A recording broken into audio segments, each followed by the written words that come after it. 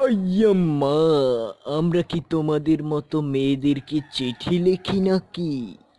আমরা তো ফুটবল দেখি, ফুটবল ফুটবল আমাদের জান। ফুটবল ছাড়া আমরা কিছুই ভাবতে পারি না। আইয়াম্মা, আমরা ফুটবল দেখি কেন জানো? ফুটবল দেখলে অনেক কিছু শেখা যায়। আর মেয়েদেরকে চিঠি লিখলে কি হয় জানো? শুধু খাতার পৃষ্ঠা যায়, আর কোনো কাজ হয় না।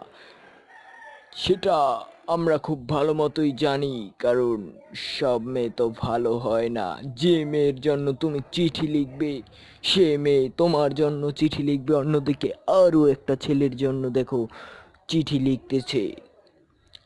আর আমরা ফুটবল খেলা শিখি, দেশের জন্য কিছু করার চেষ্টা করি। আমাদের জীবনের চেয়ে আমাদের খেলাটা বড়।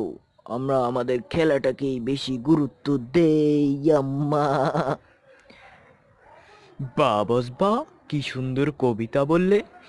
হুম, কবিতার বাচ্চা কবিতা চুপ।